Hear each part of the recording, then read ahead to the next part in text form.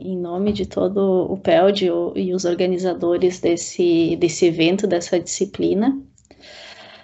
Agradecer o convite, né? Eu, então, como representante da Rede Campos Sulinos, e, na verdade, eu acho que eu vou desapontar um pouco vocês, porque eu não vou falar especificamente desses resultados. A minha palestra ela vai ser um pouco mais ampla em termos de uso de dados de parcelas permanentes de longa duração, que tem tudo a ver com o PELD, né? E é um tema que eu estou me inserindo não somente como participante do PELD, mas eu vou explicar aqui um pouco como é que foi ao longo da minha carreira de eu estar nesse meio.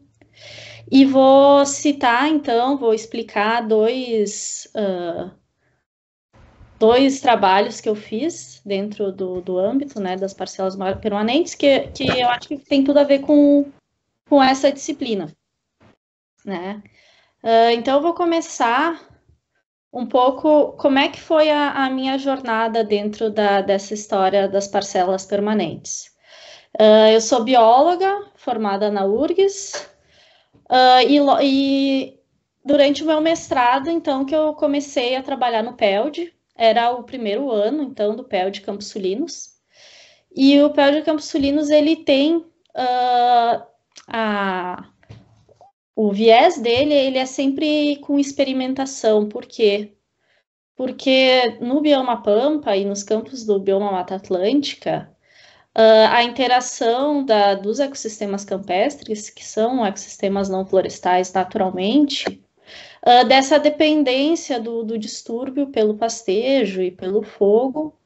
Então, se simplesmente deixarmos o campo sem pastejo, dá para ver aqui nessa figura de baixo, não sei se vocês veem minha seta, é isso que acontece. Então, tem uma perda da biodiversidade, e essa biodiversidade, então, ela depende dos distúrbios do gado e fogo, enfim, para se manter. Então, o PEL de Campos Sulinos, eles têm diversos experimentos, e eu, no meu mestrado, então, trabalhei no experimento que é na Estação Experimental Agronômica da URGS, que tem esse desenho aqui, né? Que são vários potreiros com intensidades diferentes de níveis de pastejo, e todos esses pontinhos pretos eram, então, as minhas parcelas. Eram parcelinhas pequenas, são, né, de 1 por 1, e ali dentro fazíamos o levantamento da cobertura visual de todas as espécies de plantas. O PELD ali incluiu outras amostragens também de invertebrados. Nós tínhamos toda a parte também de processos ecossistêmicos, como era um campo pastejado, né? Foram avaliadas também emissões de gases de efeito estufa e tal. Só que o PELD, eu só estava durante o meu mestrado, então aquilo exatamente que queremos o PELD, de ter essas parcelas de avaliação permanente, durante o meu mestrado eu não consegui utilizar. Eu só usei, então, os dados do primeiro ano das amostragens para fazer o meu artigo. Aqui tá só uma fotinho de que algumas coisas dão certo, outras não. Mas, enfim, conseguimos, então, com os dados desse primeiro ano, como o experimento de pastejo, ele precedia ao PELD, né? Ele já estava em andamento há muitos anos, conseguimos, então, ter essa diferença. Inclusive, essas fotos são de lá, né? Essa é a fisionomia de um campo de intensidade de pastejo alta, e essa daqui era a intensidade de pastejo mais baixa que tinha. Então, dentro do PELD, oficialmente, seria esse o trabalho que eu desenvolvi, e que sempre teve essa questão, né, de que as parcelas foram marcadas para serem avaliadas permanentemente ou anualmente, e eu só usei os dados do primeiro ano. Então, não tínhamos uma comparação como é que aquela vegetação era antes e depois de que foram impostos os tratamentos. A gente não sabia como é que elas estavam variando ao longo do tempo, a gente só sabia o depois, né?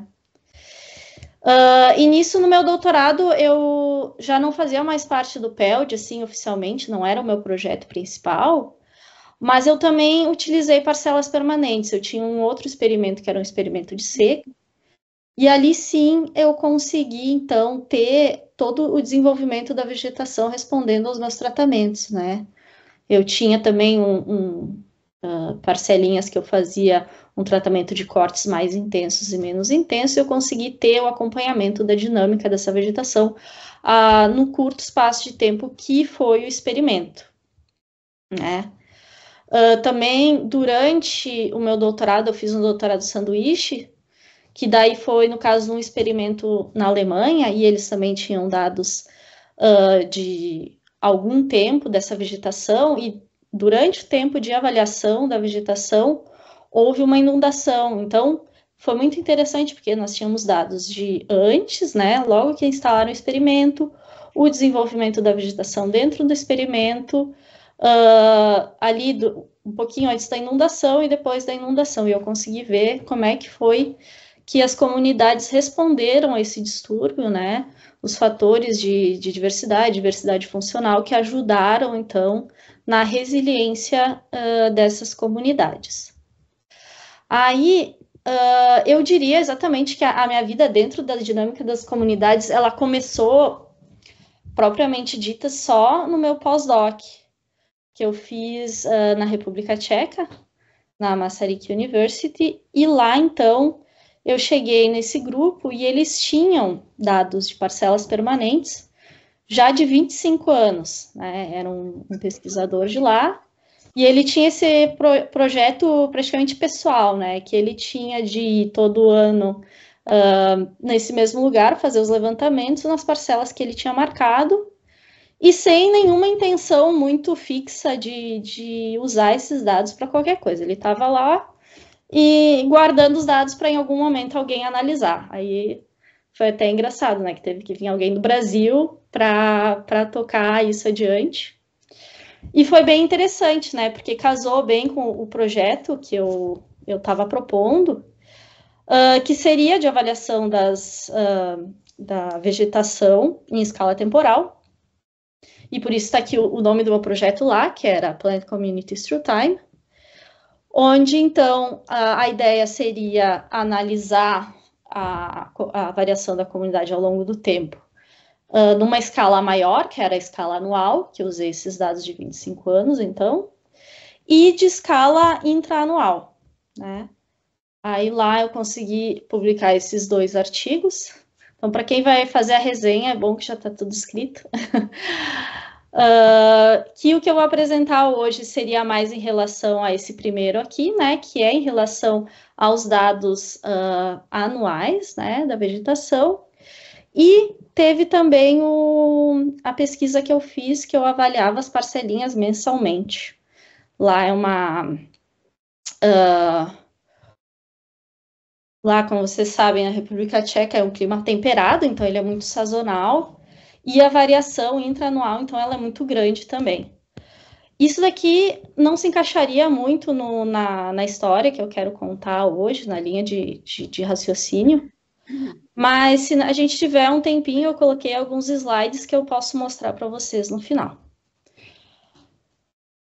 E o outro projeto, então, que eu desenvolvi depois desse meu pós-doc na República Tcheca, eu desenvolvi na Espanha também, e que foi quando eu entrei nesse projeto gigantesco que se chama Lotus, que é uma base de dados de levantamentos de parcelas permanentes anuais.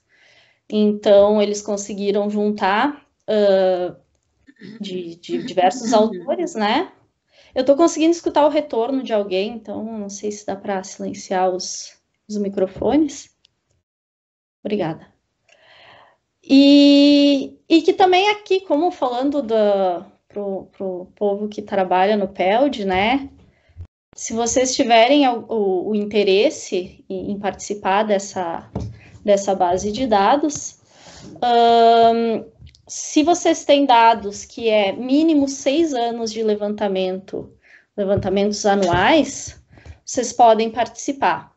Ali mais para frente vai ter o site, se vocês quiserem entrar aqui, eu não estou informando. Mas, enfim.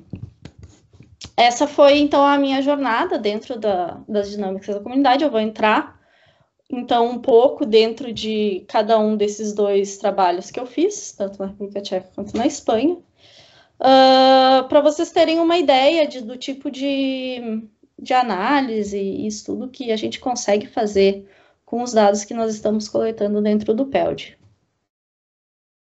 Esqueci de falar, agora também eu estou de volta na URGS, dentro do projeto PPBio, liderado pelo professor Valério. A gente ainda tem o PELD andando, né, com as outras parcelas que, enfim, eu não cheguei a falar aqui, mas vamos lá para a apresentação.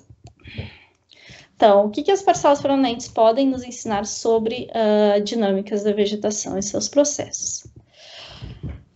Eu gosto de pensar que os ecossistemas, eles são dinâmicos, né? E as comunidades de plantas dentro desses ecossistemas também. E o que seria, então, o que eu estou chamando de dinâmica, né? Se a gente pensar que a comunidade de plantas, ela muda no espaço, por exemplo, que está num lugar no topo do morro e na encosta, a vegetação ela vai mudar no espaço. Mas também tu pode pensar que ela vai mudar no tempo. Por exemplo, se abre uma clareira no meio da floresta, ao longo de 10, 20 anos, essa clareira vai sofrer um processo de sucessão ecológica e a composição de espécies dentro dessa clareira vai mudando. Pensando também em termos de mudanças climáticas, né? Em que em diversas partes do mundo já se comprovou que também as comunidades, não só de plantas, né? Mas, enfim, estão mudando. Então, o que é que a gente define a dinâmica das comunidades das plantas? Seriam, então, a variação de composição ou da abundância das espécies ao longo do tempo. Como eu falei ali nos meus trabalhos que eu desenvolvi, ao longo do tempo também pode variar. Pode ser intraanual, pode ser entre um ano e outro, às vezes até escalas de tempo maior, de cada 10 anos, a cada 5 anos, a cada 20 anos. Então, se tem uma ideia dessa dinâmica. E ela se deve a diversos fatores, né? Aqui eu só gostaria de separar, né? Entre fatores intrínsecos, né? Por exemplo, dentro de uma própria população, ela vai ter a sua própria dinâmica, aquela variação que a gente aprende na ecologia de populações, ou entre populações, né? Se for pensar em competição, facilitação, predação, também são fatores que afetam. Oi? Também são fatores que afetam a dinâmica. E nisso também os fatores externos, que era o que eu estava falando, né? Mudanças climáticas, ou se houve algum tipo de distúrbio. E que essa variação, então, ou a dinâmica temporal dessas comunidades, elas são muito importantes para a manutenção da biodiversidade, pensando em coexistência, né? Que muitas vezes a existência de várias espécies, ela depende de que elas estejam variando, né? Que não vai haver uma dominância completa de uma espécie, mas tem que haver algo que bagunce um pouco a dominância dentro das comunidades para que elas mantenham a sua biodiversidade. E dentro disso também pensando nos processos ecossistêmicos, né? Na manutenção, na estabilidade. Por quê? No momento que tem um distúrbio maior, algumas dessas espécies não vão conseguir responder, elas vão acabar morrendo, enquanto outras vão tomar o lugar delas. E essa seria a dinâmica que uma compensa pela outra e é muito importante para a estabilidade. Agora, então, sobre a avaliação da dinâmica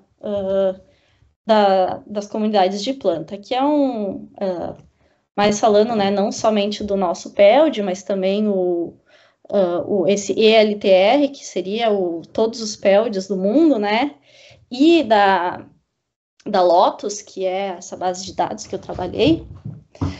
Qual que seria a ideia? Se a gente for pensar, né, nas amostragens históricas, né, eu tô aqui nessa floresta e eu tenho um registro de que foi feita uma amostragem, sei lá, 50 anos atrás e eu tenho de hoje. Eu consigo fazer uma comparação, consigo ver o que mudou 50 anos atrás para hoje.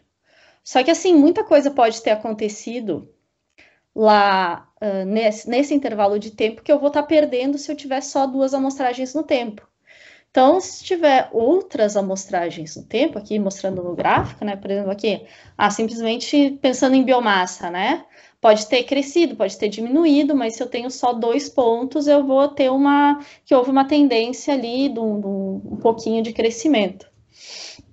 Mas eu vou perder toda essa resposta a esse estresse que houve. E agora, então, entrando mais especificamente no primeiro estudo que eu queria mostrar para vocês, é aquele estudo específico que eu fiz nesse campo seco na República Tcheca. Então, pensando agora mais focado, né, nesses campos temperados, que eles são ecossistemas bastante dinâmicos, né? Principalmente lá onde eu trabalhei, que eram campos secos, em solos rasos e rochosos, que por eles terem pouca retenção de água, eles acaba sendo que tem uma substituição muito grande de espécies ali, porque elas não conseguem ter raízes muito profundas e tal. Só que ao mesmo tempo elas são estáveis ao longo do tempo, não tem uma sucessão acontecendo ali. E, além disso, tem plantas com diferentes estratégias para lidar com esse ecossistema que é tão difícil, né? Muitas delas, elas são anuais ou bianuais. Daí, as que são perenes, elas têm alguns tipos de adaptações, por exemplo, assim, ou elas são suculentas ou esclerófilas, ou algumas conseguem até ter umas raízes mais profundas e conseguem sobreviver por mais de uma temporada, enquanto outras elas têm uma estratégia que é efêmera, né? Elas usam a temporada que é mais de chuvas, que o tempo está melhor para elas fazerem o seu ciclo, e tem o ciclo super curto ali durante o ano. Então, os objetivos desse estudo foi de ver, então, se existe algum tipo de mudança direcional na comunidade de plantas, né? Como é que estaria respondendo às mudanças climáticas? Qual seria a quantidade, né? A medida da variação interanual das flutuações da composição de espécies e das suas abundâncias? O outro objetivo seria entender se as variações intraanuais elas dependem mais dos fatores climáticos do ano onde elas estão ou de anos passados. Então, a gente comparou pluviosidade e temperatura daquele ano e do ano anterior. E, além disso, a gente quis comparar as estratégias de vida, né, das espécies, se isso estava afetando as respostas a esses padrões do tempo. Os métodos, então, foi numa montanha chamada Devin Hill, que eles chamam, numa cadeia de montanhas chamada Palava, no sudeste da República Tcheca, com clima subcontinental e longos períodos de seca. Aqui está a localização dele, é uma fotinho. E aqui, então, só para mostrar que, de fato, está acontecendo mudanças climáticas, né? Aqui a temperatura está aumentando durante o período do experimento, e esses são as parcelas permanentes, né? Que, obviamente, começou muito antes de eu chegar lá. Foram 7 quadrados de 4 por 4 metros marcados permanentemente, nesse campo que eles chamam que é uma aliança de Festuca valesiaca, que seria a espécie dominante. Solos rasos, com bastante rochas, né? E onde tinha, então, avaliações entre maio e junho, de 1993 até 2018, e que todas as plantas vasculares eram anotadas, né, à medida de cobertura visual de Blaumann. Além disso, a gente dividiu as espécies em 3 estratégias, né, baseadas no tempo de vida delas, que seriam, então, as anuais, são aquelas que completam o seu ciclo dentro do ano. Aquelas que a gente considerou de vida curta, que seriam ou bianuais ou perenes de vida muito curta. E as perenes de vida longa, né, que seriam essas que sobrevivem por diversos anos. E as variáveis climáticas, então, a gente separou por estação do ano. Porque, como eu já falei, né, na zona temperada ela é muito mais sazonal, então, e como tem essas espécies que elas completam todo o seu ciclo durante ali poucos meses na estação de crescimento, a gente achou que seria interessante também separar por estação.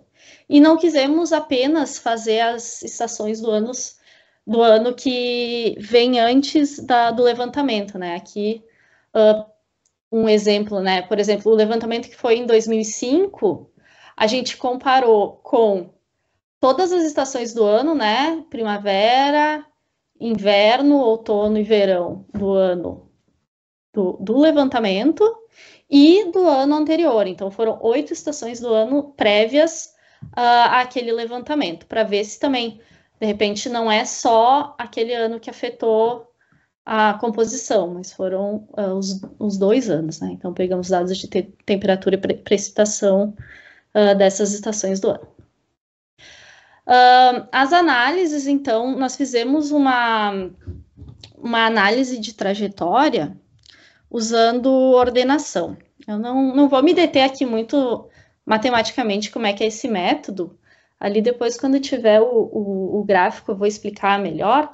Mas, basicamente, o que é uma ordenação? Uma ordenação ela é um gráfico em que coisas parecidas vão aparecer perto umas das outras no gráfico e coisas mais distantes, elas vão aparecer... coisas mais diferentes vão estar mais distantes. Basicamente, o que é isso? Isso aqui é um gráfico de ordenação, vai nos explicar. E esses são métodos de análises multivariadas, né? Tanto a ordenação quanto essa variação, a partição da variância.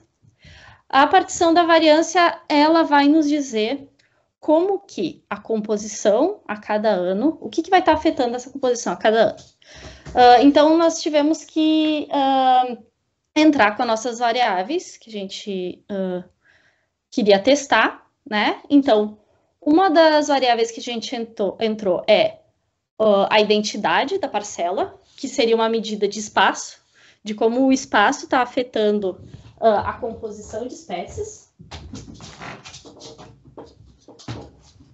Desculpa. Outra variável também seria o ano onde foi avaliado, que seria uma medida de tempo. Então, nós temos o espaço e temos tempo.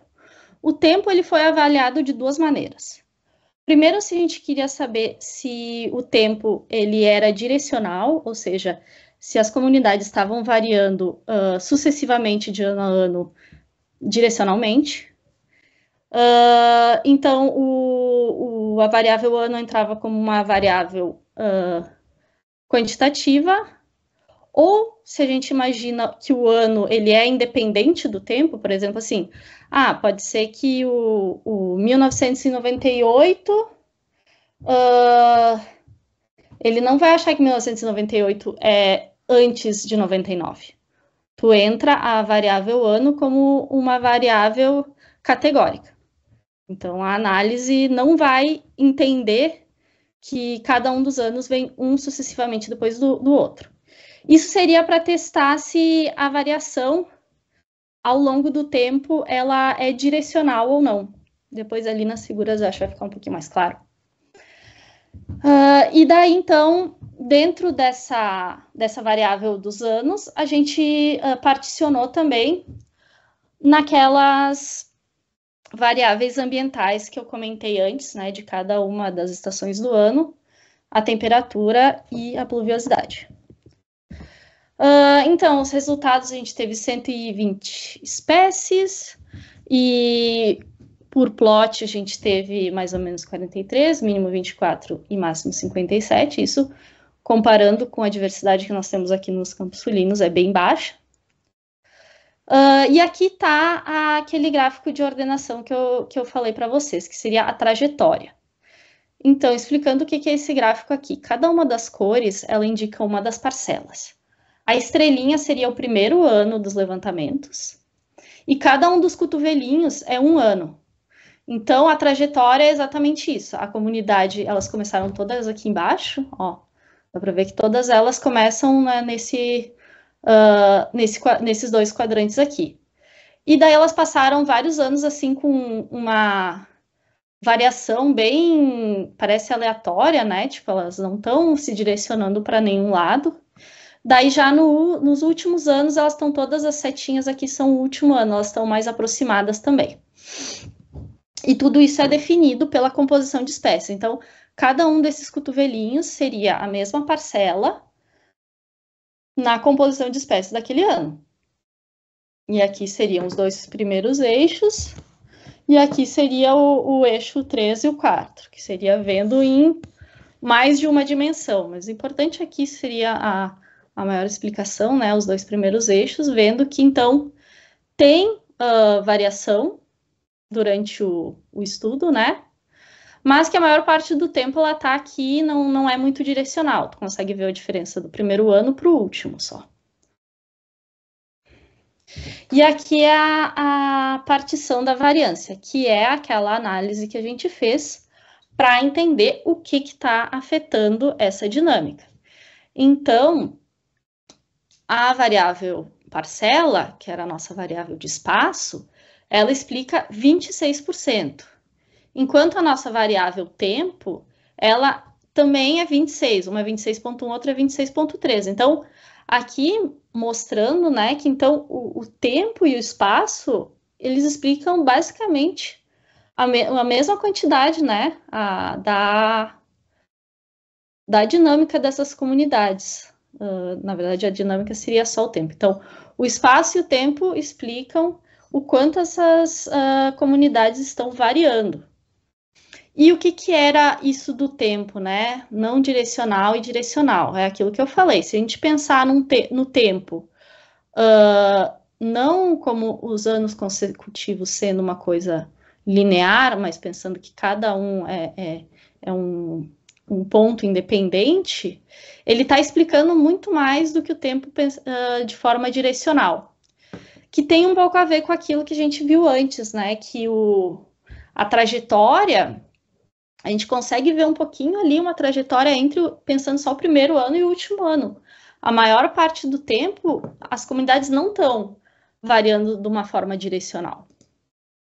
E dentro desse direcional ou não direcional, a gente ainda tem a importância do clima, né? Então, dentro do que varia, que é explicado pelo tempo, o clima ele está explicando 9,4 é o ano onde houve o levantamento e 7,8 é o ano anterior, então seria 2 anos antes. Que também então bem surpreendente, né, o quanto esses números são parecidos, que não apenas o ano onde foi o levantamento importa para a composição daquela parcela, mas o que estava acontecendo já vinha se acumulando os efeitos de 2 anos atrás. Então, agora os destaques, né, desse estudo. Primeiramente, então, que não tinha uma mudança direcional na composição da comunidade. Pensando que durante os 25 anos do estudo, praticamente só houve uma certa diferenciação ali nos últimos anos, mas que as flutuações elas foram, elas responderam pelo clima, né? Só que o clima também, ele foi bem pouquinho direcional, só pensando em termos, né, da temperatura que eu mostrei ali, teve um pouco de aumento, mas nada que fosse maior do que essas flutuações. E essas tendências já foram encontradas por outras pessoas, né? Onde em ecossistemas parecidos tem essa variação ano a ano da comunidade, ela flutua bastante, mas que ela sempre acaba, de certa forma, não saindo muito daquilo. Ou se ela vai para algum extremo, por exemplo, vários anos secos ou vários anos úmidos, tem um direcionamento, mas que acaba voltando logo após esse clima muda. Aqui falando então dos tipos de espécies, né, das histórias de vida, também relacionando com o clima. Como eu estava falando, essa também é uma ordenação, e os dois quadros mostrariam o mesmo espaço. Tá? Aqui a gente só está mostrando as espécies e aqui a gente só está mostrando as variáveis. Então, as espécies que estão variando juntas, elas são mostradas mais pertinho uma da outra. Então, aqui, se a gente for ver as cores, ó, o amarelinho seriam as espécies perenes. Todas elas, ou a maioria delas, estão concentradas aqui nessa parte, ó. E essa parte, ela é explicada aqui, por exemplo, por um verão bastante chuvoso. Tá? O azulzinho seria a precipitação e o vermelhinho a temperatura. Ao mesmo tempo, ela está no extremo oposto de um verão quente. Então, a gente pode dizer aqui, esse quadrante, ele está explicando um verão chuvoso e um pouco mais frio. Então, e que essa variável, esse tipo de clima, ele está dominado por espécies perenes. Já aqui, um pouquinho melhor a explicação. Essa foi a primeira que eu falei, né? Dessas perenes aumentando depois de um verão úmido e frio. Aí, espécies que são competitivamente fracas e pequenas e anuais, elas aumentam a sua dominância depois de invernos moderadamente quentes e outonos úmidos, que seria aqui.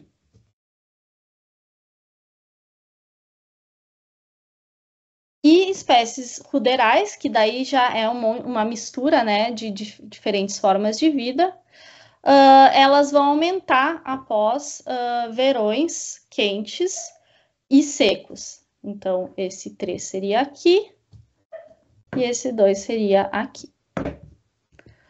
Aqui é uma foto que dá para ver exatamente o efeito que eu estou querendo mostrar para vocês, né? É o mesmo campo, até um pouco, parece que tem a continuidade dele. Incrivelmente, esse daqui é um ano úmido, não é um ano seco. E o que a gente consegue ver aqui? Bastante gramínea, que a gramínea é a que forma essa biomassa seca aqui mais laranjadinha. E então, nesse ano de 2012, seria esse ano mais úmido, ou seria mais ou menos o normal dele, né? Não seria um ano atipicamente seco, enquanto que aqui é um ano seco. É estranho, né, que elas estão bem verdinhas nesse ano seco, mas o que acontece? Aqui tem uma diminuição dessas perenes, porque a perene é aquela que ela tem a raiz mais profunda e tal, e ela acaba sendo competitivamente superior a essas ruderais. Então, no ano seco, que aquela perene não conseguiu crescer ou não sobreviveu, aquela ruderal ela vai aproveitar o pouquinho de chuva que caiu e vai conseguir crescer e completar o seu ciclo.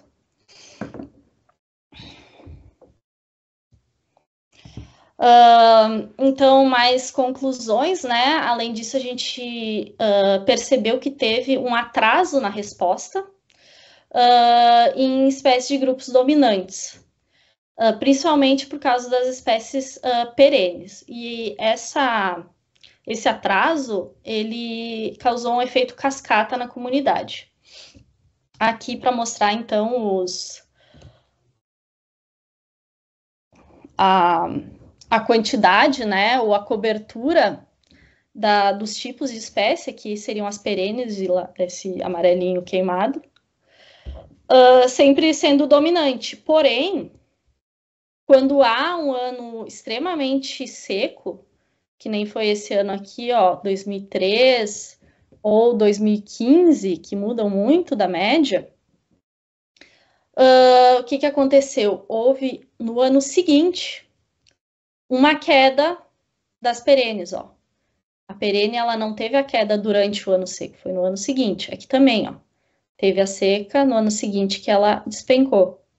E então são quando essas outras oportunistas aproveitam para aumentar a sua dominância. Então, esse que é o fator do atraso, né? A perene, ela não responde imediatamente à seca, ela acaba respondendo com um ano de atraso, e esse atraso acaba afetando as outras espécies da comunidade. E isso tudo que eu encontrei, ele está muito alinhado, né, com a teoria, que prevê que, então, essas dinâmicas do curto espaço de tempo, que não são aquelas dinâmicas lineares, com uma tendência de substituição de espécies, ela é muito importante para a estabilidade dos ecossistemas, porque elas evitam que tenha uma exclusão competitiva, igual aquilo que eu estava explicando antes. Tem as espécies que são competitivamente mais fortes e acabam excluindo as outras, e que quando tem uma mudança brusca no clima, ou nas condições meteorológicas, elas acabam sendo prejudicadas e abrindo espaço para aquelas espécies que não são competitivamente tão importantes. Então, ela vai permitir essa concorrência que não vai ocorrer no espaço, é uma concorrência que ocorre ao longo do tempo. Um ano um tipo vai dominar, outro ano outro tipo vai dominar. Isso também vai permitir, né, que espécies, não só vai aumentar o número de espécies, mas o número de estratégias. Cada tipo de espécie vai responder diferente às flutuações climáticas, e elas vão estar ali concorrendo mais ou menos que no limite dos seus nichos. Está um pouquinho mais quente, eu consigo aumentar, está um pouquinho mais frio, aquela que é no ecossistema mais frio consegue aumentar. E essa seria uma coexistência de não equilíbrio, né? Então, essas flutuações estocásticas que estariam permitindo que elas coexistam. Aqui é um artigo, então, que em 2006 já falava um pouco disso. Ele trabalhou com apenas 4 espécies, mas já conseguiu dar a entender essa história, né, dessa... que evita que as espécies compitam, se excluam por competitividade, através desse efeito storage, né? Ficam várias espécies ali concorrendo, algumas com uma população bem mais baixa do que a outra, mas no momento que as condições estão melhores, então ela consegue aumentar a sua cobertura. E que num clima, né, que flutua muito, nenhuma vai conseguir excluir as outras. E esse, então, foi o primeiro estudo. E, então, o segundo estudo que eu fiz, que foi dentro desse projeto grande, que se chama Lotus, também tem um pouco a ver com essas conclusões do estudo que eu acabei de falar para vocês. E traz alguns outros conceitos também. Um desses conceitos muito importantes é a sincronia. Então, pensando assim, dentro de uma comunidade, nós temos 2 espécies. Nesse primeiro quadro, elas estão flutuando a sua abundância mais ou menos conjuntamente, né? Quando uma aumenta a abundância, a outra aumenta também. Então, dá para dizer que essas 2 espécies, elas são síncronas ou sincrônicas. Que elas responderiam ao clima da mesma maneira, né? Por exemplo, as 2 gostam de anos muito chuvosos, então num ano chuvoso as 2 aumentam, um ano muito seco as 2 diminuem. E já nesse outro quadro aqui, a espécie 1 e 3, elas são antissíncronas, que elas respondem as flutuações climáticas de maneira completamente opostas. Por exemplo, se essa daqui gosta de anos secos, essa aqui vai gostar de anos úmidos. E daí, então, no ano que é seco, essa aqui vai dominar, no ano que é úmido, essa aqui vai dominar. Então, elas vão estar completamente opostas ao longo do tempo. E essas aqui, então, se diz que elas são compensatórias. Uma compensa a outra.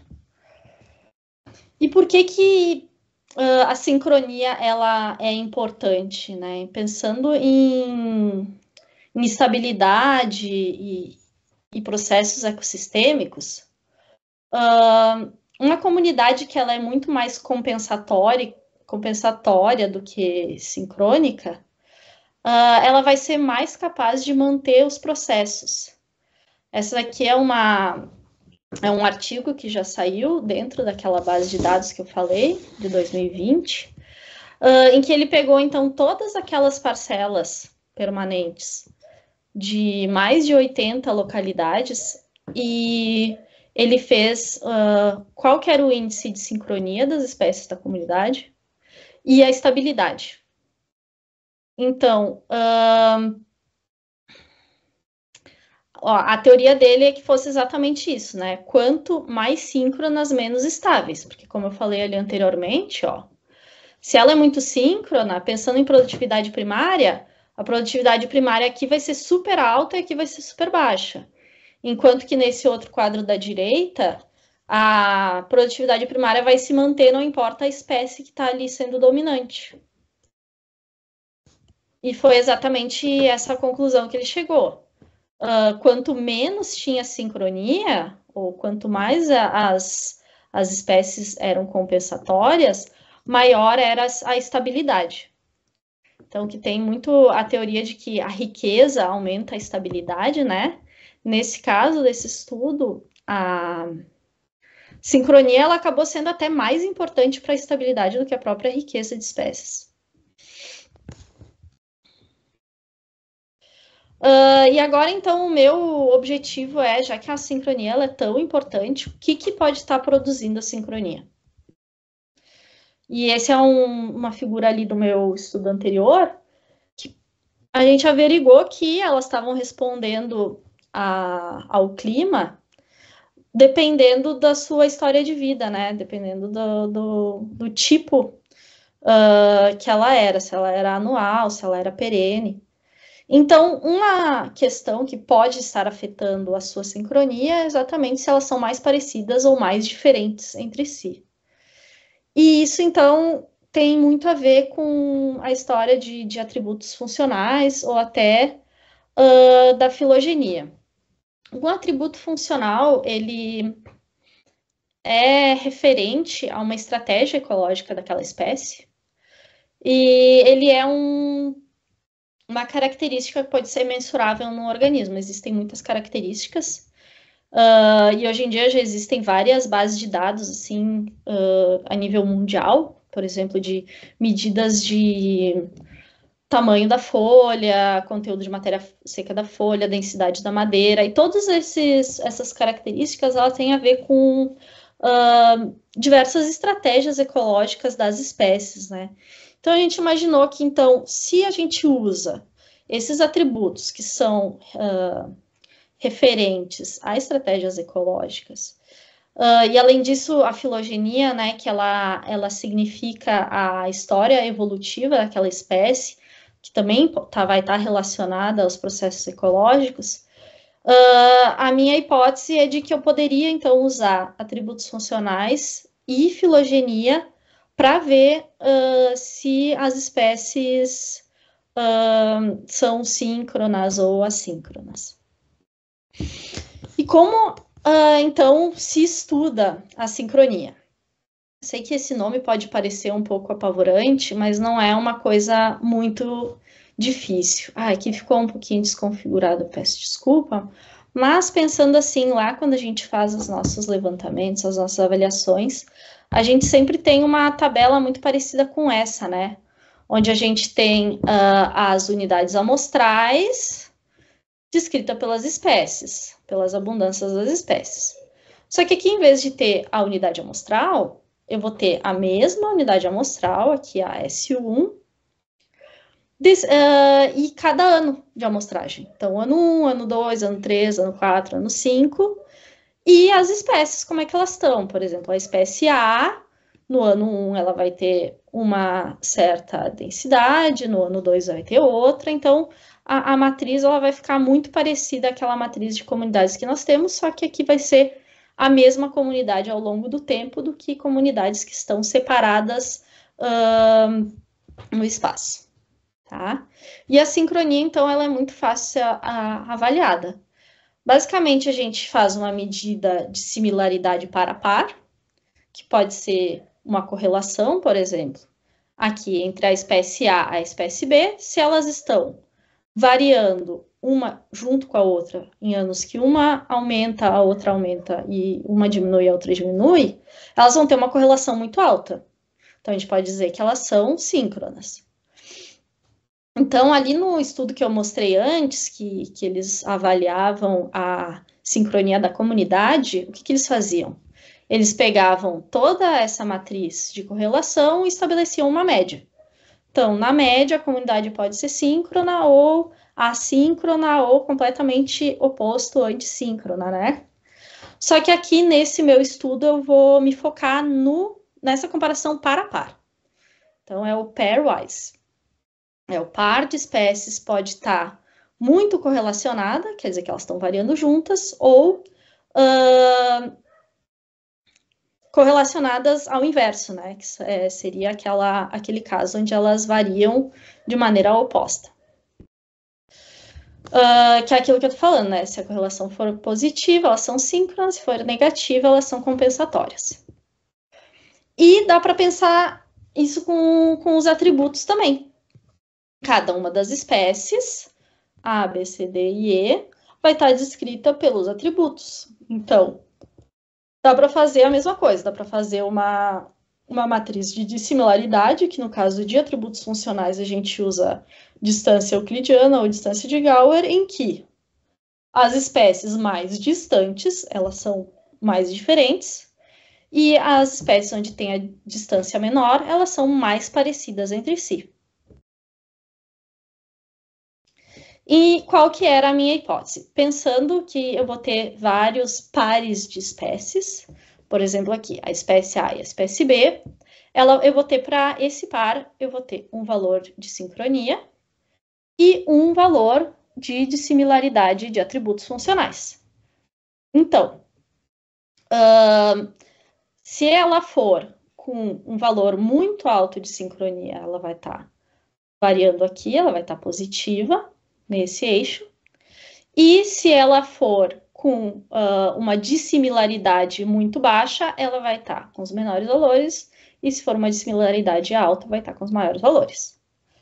E através, então, pensando assim, de todos esses pares, eu posso traçar duas hipóteses principais. Uma é que essa relação vai ser negativa, ou seja, as espécies vão ser muito sincrônicas ou muito síncronas, onde os atributos funcionais são muito parecidos entre si.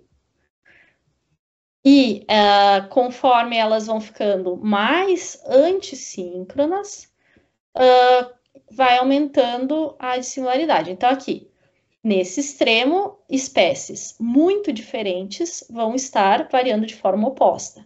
E espécies muito parecidas vão estar variando juntas. Mas pode ser que esteja acontecendo o oposto. Pode ser que espécies que são muito diferentes, aqui desse lado, elas vão ser síncronas. E espécies que são muito parecidas, elas vão ser antissíncronas. Isso pode ser explicado. A primeira hipótese, que é a hipótese que ela é negativa, que as espécies parecidas, elas são síncronas porque elas estão respondendo da mesma maneira às flutuações ambientais, que é mais ou menos aquilo que eu mostrei no meu trabalho anterior. Quando o clima é muito seco, por exemplo, um verão seco, que está afetando positivamente as espécies ruderais, as espécies ruderais vão ser parecidas entre si, vão estar sempre relacionadas a esse momento de verão seco. E aqui, a hipótese 2 seria o oposto. Essa daqui ela é um pouquinho mais difícil de se imaginar, mas ela também teria uma explicação. Por exemplo, que espécies muito parecidas, elas seriam compensatórias, porque elas são tão parecidas que elas não podem estar no mesmo lugar ao mesmo tempo. Se vocês lembram lá das nossas aulas de ecologia, se elas têm um nicho completamente igual, elas vão competir uma com a outra. Então, essa segunda hipótese, ela seria mais em relação a relações entre as espécies, né? Então, se elas vão estar competindo umas com as outras, pode ser que a gente veja essa tendência. Então, como eu estava falando, né, eu usei essa base de dados Lotus. Aqui sim tem o site, se vocês quiserem olhar lá e se informar como é que funciona. Quando foi lançado esse artigo aqui, eram 79 bases de dados, agora eles já estão com 88 bases de dados. Bases de dados seriam cada um dos autores que manda dados, né? Então, ao todo são 11 mil plots, mais de 4 mil espécies, 6 anos, o mínimo, o máximo que teve, né? 53 anos.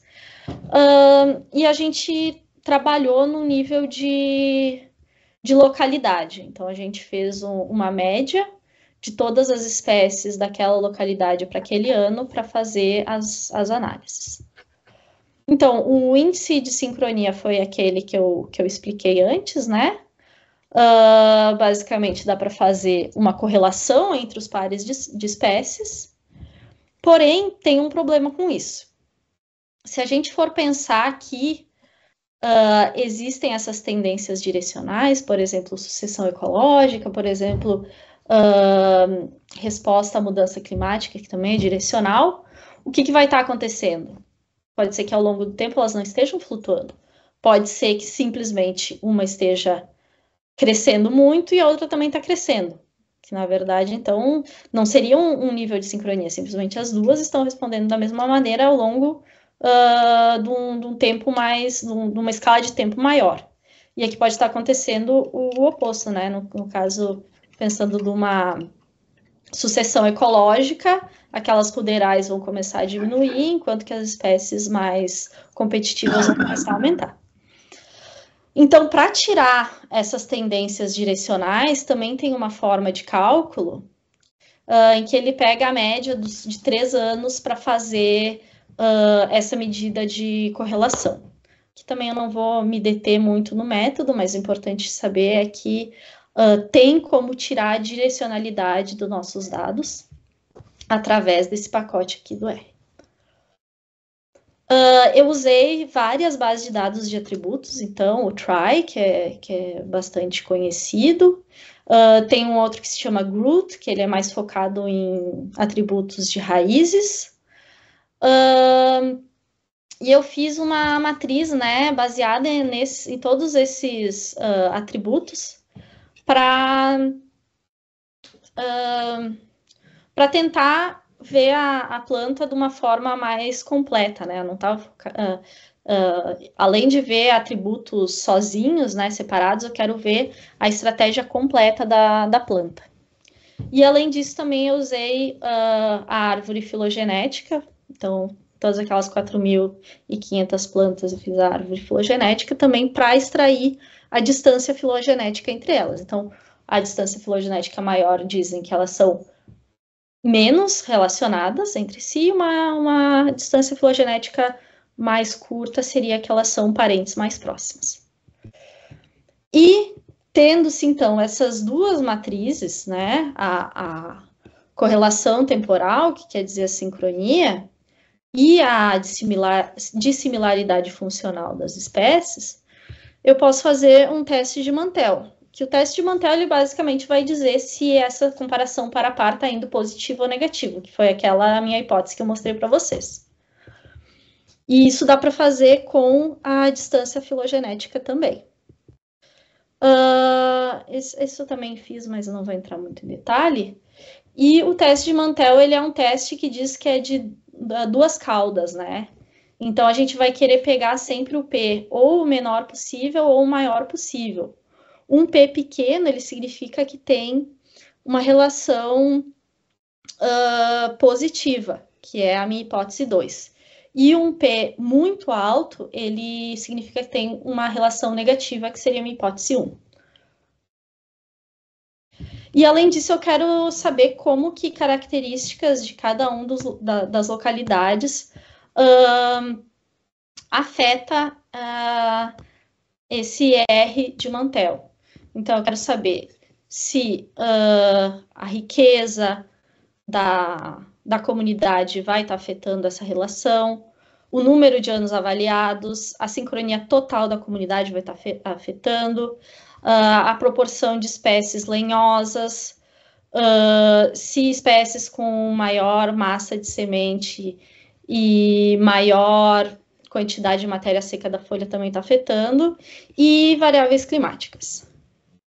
Então, tá aqui os resultados, bem resumidamente, mas o que está mostrando para vocês?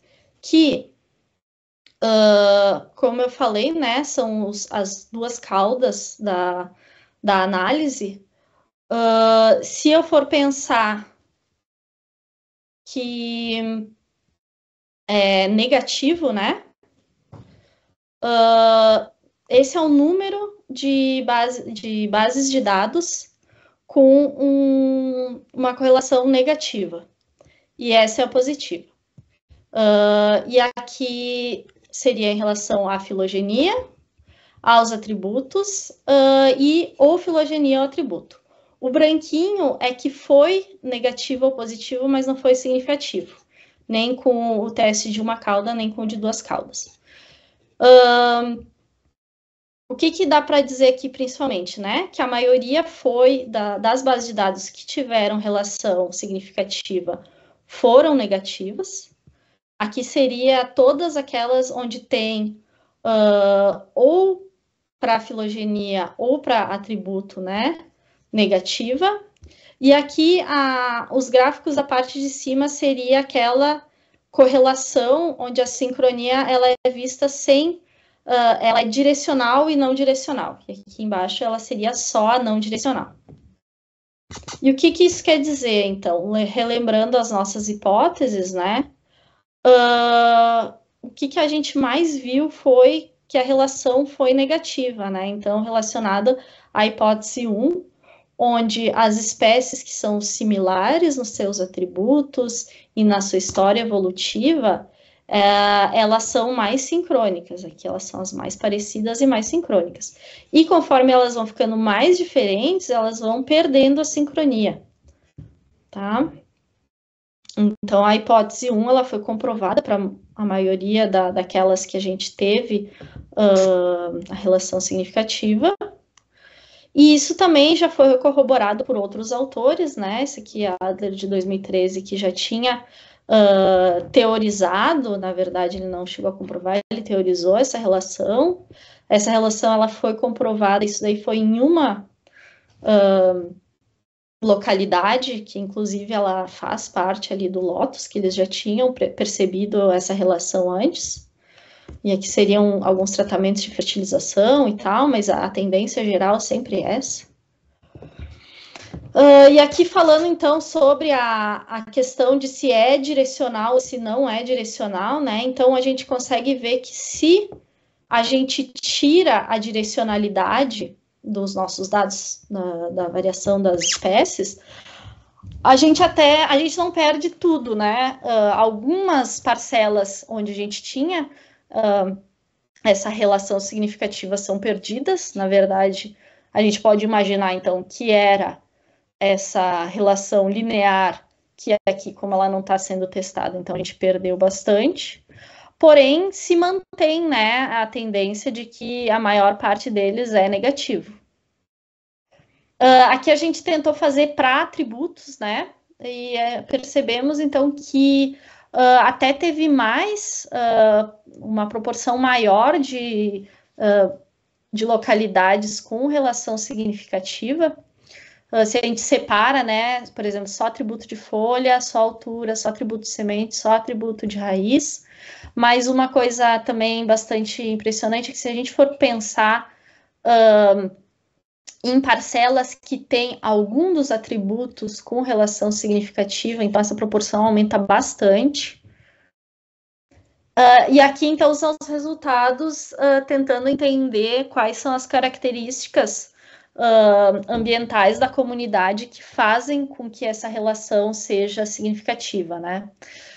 Aqui todas, né, mostrando negativa, porque a maior parte daquelas que teve relação significativa foram uma relação negativa, né?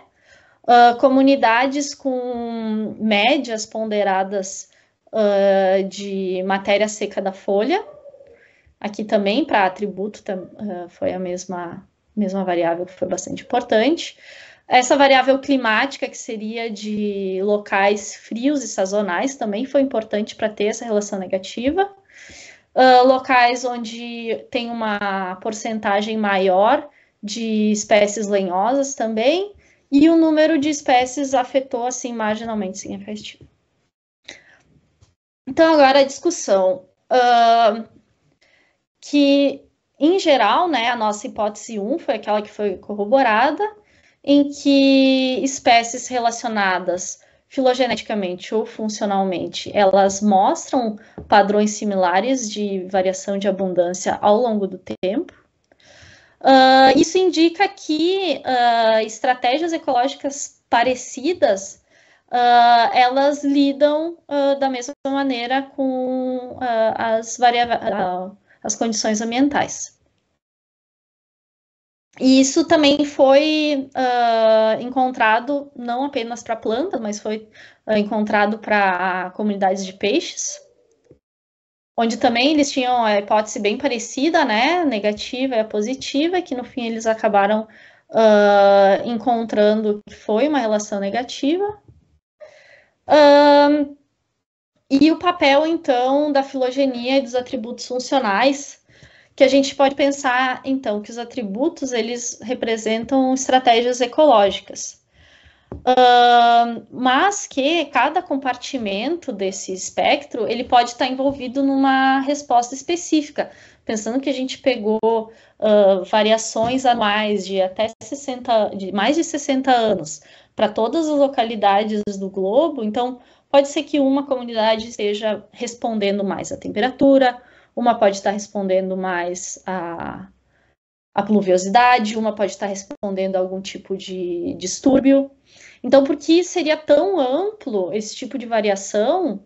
A gente não consegue visualizar isso usando apenas um atributo ou a filogenia sozinho. Elas seriam complementares entre si para entender o que está acontecendo. Então, tem esse papel complementar, né? Tanto de usar atributos em separado, ou de se usar atributos e filogenia.